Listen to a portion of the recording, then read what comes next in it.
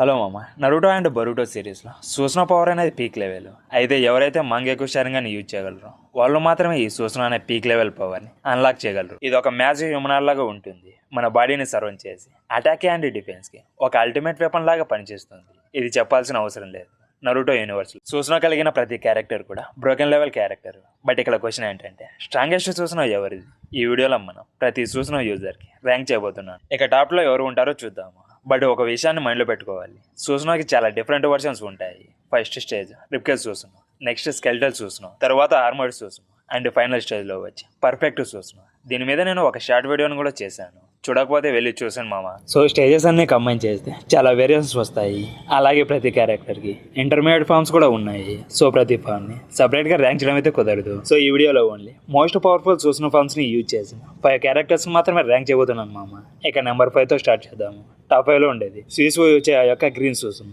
సీస్వై green సూచన వచ్చి perfect సూచన కాదు, చాలా స్మాల్ స్కేల్ సూచన. ఎనీవే సీస్వై యొక్క సూచన వెపన్ వచ్చి ఒక డ్రిల్.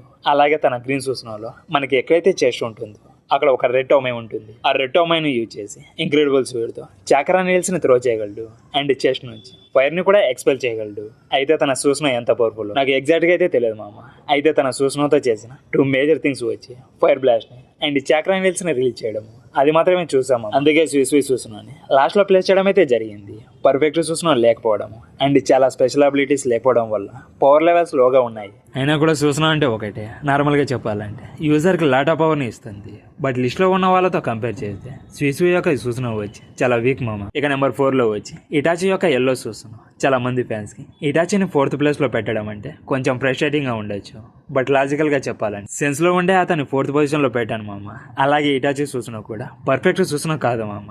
మన ఇటాచి యూజ్ చేసే సూచన వచ్చి ఒక ఆర్మర్డ్ సూచన. కానీ తన సూచన సైజు అండ్ రాష్ట్రంతో మాత్రము టాప్ 3లో ఉన్న సూచన కన్నా చాలా స్మాల్. ఇక తన సూచనకి వచ్చి 2 పవర్ఫుల్ వెపన్స్ ఉన్నాయి. ఫస్ట్ ఇది వచ్చి అటాక్ మిర్రర్. ఇది ఏ అటాక్ నైనా బ్లాక్ చేయగలదు. బికాస్ ఆ అటాక్ ని ఏ చక్ర నేచర్తో అయితే క్రియేట్ చేశారో ఆ సేమ్ చక్ర నేచర్తో షీల్డ్ అనేది అడాప్ట్ చేసుకొని ఏ అటాక్ నైనా బ్లాక్ చేయగలదు.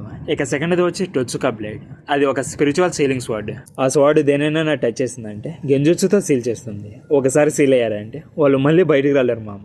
గెంజుత్సులో ట్రాప్ అయిపోయినట్టే. ఇవి రెండు కూడా ఎక్స్ట్రీమ్లీ పవర్ఫుల్ వెపన్స్ మామ. అందుకే 4th గ్రేడ్ నింజా వారి ముందు వరకు ఇటాచిని చాలా మంది ఓపీ క్యారెక్టర్ ఉన్నారు. బట్ పర్ఫెక్ట్ సూచనని ఇంట్రడ్యూస్ చేసిన తర్వాత ఎటా మిర్రర్ పర్ఫెక్ట్ సూచన అటాక్ని బ్లాక్ చేస్తుందా అని డౌట్ రావచ్చు. బట్ ఖచ్చితంగా బ్లాక్ చేస్తుంది. కానీ పర్ఫెక్ట్ సూచన ఇంకో సైడ్ నుంచి ఇటాచి సూచనని అటాక్ చేస్తే డెష్ అయిపోతుంది. సో ఎటా మిర్రర్ 1 సైడ్ నుంచి మాత్రమే డిఫెండ్ చేస్తుంది. కానీ మల్టీ డైరెక్షనల్ అటాక్స్ డిఫెండ్ చేయలేదు. ఇక టచ్గా బ్లేడ్ వచ్చి పర్సన్ని టచ్ చేసి సీల్ చేయగలదు. బట్ సైజ్లో పర్ఫెక్ట్ సూచనని రీచ్ అవ్వడం ఆల్మోస్ట్ ఇంపాసిబుల్.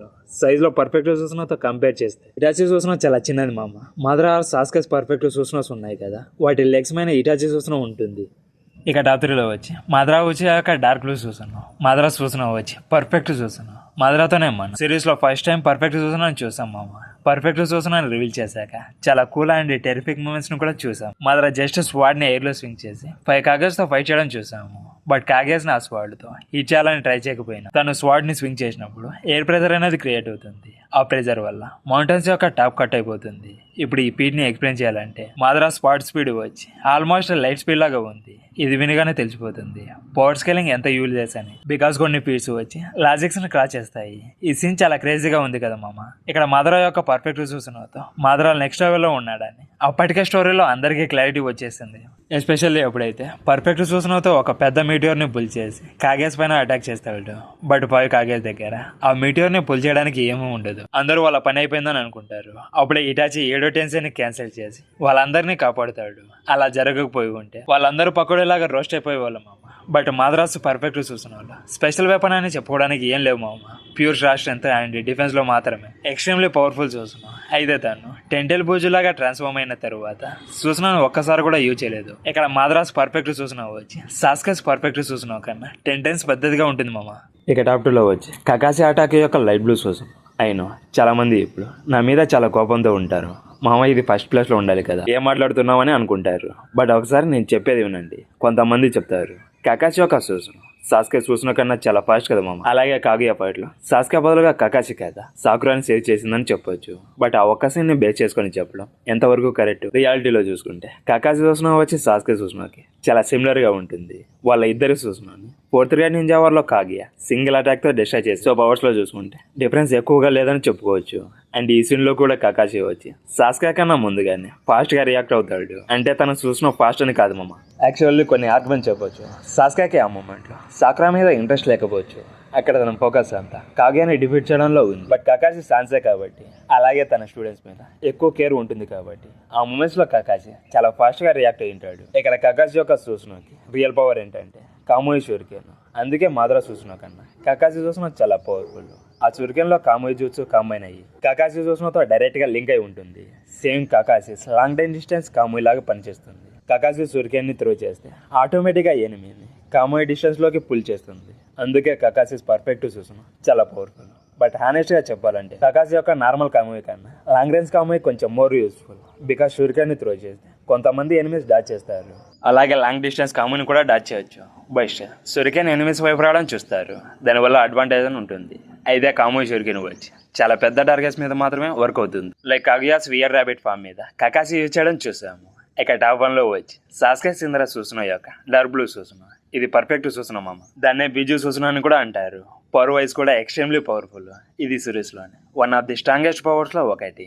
ఇది అన్ని సూచనల కన్నా చాలా ఫాస్ట్ అండ్ స్ట్రాంగ్ మామ. ఎందుకంటే దానిగానే ఉన్న సాస్కే ఆల్రెడీ ఒక పవర్ఫుల్ క్యారెక్టర్, దాంతో రా చక్ర అండ్ స్ట్రెంత్ కూడా ఎక్కువ ఉంటుంది. అలాగే ఇంద్ర సూచనలో నైంటల్ బేస్ యొక్క చక్ర కూడా ఉంది, దానివల్ల స్ట్రెంత్ అనేది ఇంక్రీజ్ అవుతుంది.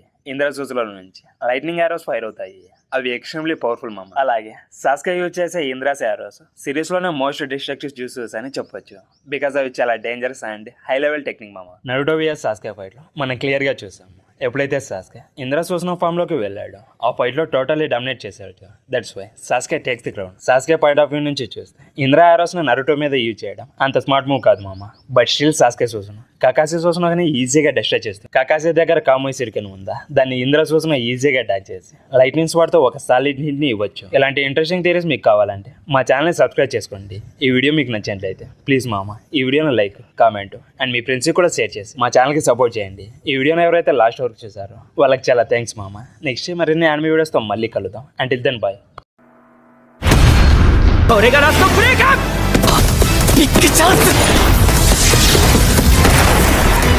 いや、俺がいる。